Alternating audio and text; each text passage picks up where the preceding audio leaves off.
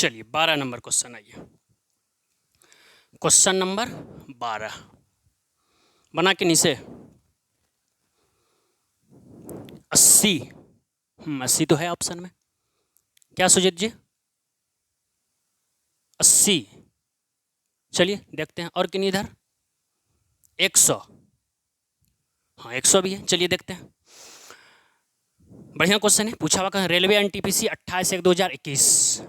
चलिए समझते हैं, जो ज्योमेट्री हम लोग पढ़ रहे हैं बस उसी से रिलेटेड क्वेश्चन है, प्रीवियस ईयर क्वेश्चन है। चलिए समझिए, त्रिभुज एबीसी में जैसे हम क्या पढ़े बोल चुके हैं कि जैसे क्वेश्चन देखिए फिगर बनाना शुरू कर दीजिए। त्रिभुज एबीसी बोला है तो पहले एक त्रिभुज बना दीजिए। कौन सा त्रिभुज एबीसी? ये ए है, ये बी है, ये सी है। चलिए, ओ अंतः केंद्र है त्रिभुज एबीसी में, ओ अंतः केंद्र है। इसका मतलब ये हुआ कि अंतः का मतलब क्या? अंदर में, यानी कि बिंदु ओ जो है वो अंदर में है। तो त्रिभुज के अंदर में है तो मान लीजिए यहाँ पे कहीं पे है, ये ओ है, ठीक है। ओडी भुजा बीसी पर शीर्षलंब है, ओडी भुजा बीसी पर, ओ डी, ये डी हो गया। शीर्षलंब है, शीर्षलंब है का मतलब क्या? 90 डिग्री का कौन बन रहा है? शीर्षलंब का मतलब क्या? 90 डिग्री। चलिए, कौन बीओडी 40 डिग्री है, बी ओ डी, इसका मतलब बी और ओ को मिलाना होगा तब तो त्रिभुज बीओडी बनेगा। बी ओ डी मतलब ये 40 डिग्री है, क्वेश्चन खुद बोल रहा है कि ये 40 है। चलिए, तो आपसे बोल रहा है कि कौन एबीसी का मान होगा, कौन एबीसी का मान क्या होगा? ए बी सी, मतलब इस कौन का मान क्या होगा, ये हमसे पूछ रहा है।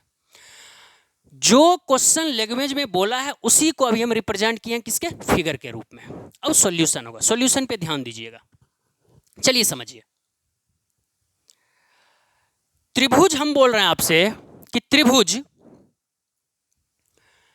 बी ओ डी, त्रिभुज बी ओ डी पर अगर हम ध्यान दीजिएगा, बी ओ डी, इस त्रिभुज पे अगर ध्यान दीजिए तो ये 90 डिग्री है, शीर्षलंब है तो 90 डिग्री है, ये 40 डिग्री है। हम लोग बचपन से पढ़ते हैं कि किसी भी त्रिभुज का तीनों कोण का योगफल 180 डिग्री होता है। तो ये अगर 90 है, ये 40 है, तो 90 और 40 130, तो 180 में से 130 तो निपट गया, तो बचा कितना? 50। कहने का मतलब ये कोण कितना हो जाएगा? 50। कहने मतलब कि कोण ओ बी डी 50 डिग्री हो गया, लेकिन हमसे ओ बी डी नहीं पूछा, हमसे ए बी सी पूछा है।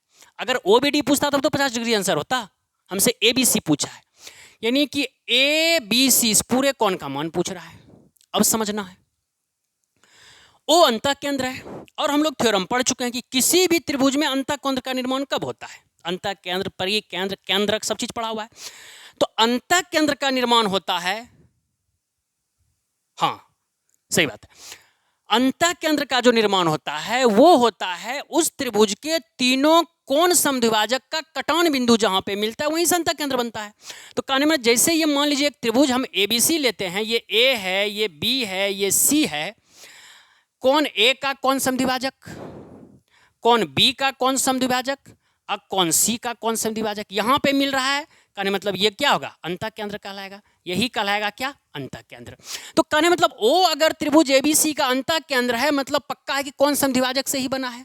इसका मतलब ये हुआ कि भुजा बी और ओ कोण बी का कोण समद्विभाजक है, तभी तो अंतः केंद्र है।